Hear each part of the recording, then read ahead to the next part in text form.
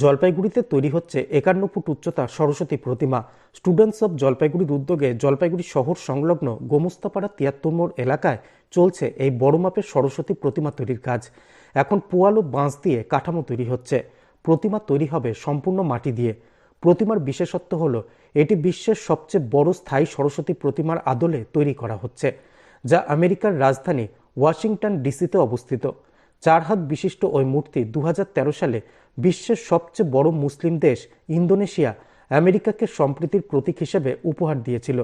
মূর্তি স্থাপন করা হয় আমেরিকার রাজধানী ওয়াশিংটন ডিসিতে অবস্থিত ইন্দোনেশিয়ার দূতাবাসের সামনে।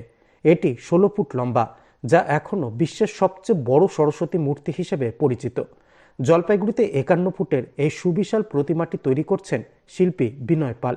শিল্পী বলেন, এত বড় প্রতিমা তিনি আগে তৈরি করেননি, তবে একবার তিনি 45 ফুটের কালী প্রতিমা তৈরি করেছিলেন। প্রতিমা তৈরিতে খরচ হচ্ছে প্রায় 2 লক্ষ টাকা।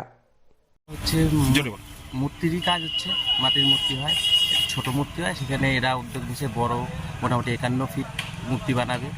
হ্যাঁ, ওটাতেই মূর্তি হচ্ছে। কতদিন দিয়ে কাজ করছে? এই মোটামুটি 20-25 দিন হলো কাজ করছে। কাজ কতটা এগিয়ে? এই মোটামুটি অনেকটা এগিয়ে এসছে। কিভাবে করবেন টাকচার? টাকচারটা এইসব বাঁশেরই টাকচার করতে হবে, আর সব পোয়ালের কাজ হবে বা পাটকাঠির কাজ হবে, এগুলো দিয়ে সুতলি, রশি, বাঁশ এগুলো দিয়ে কাজ আর কি। মোট 51 ফিট। 51 ফিট। এই যে এত বড় কাজ কতদিন পর করছেন?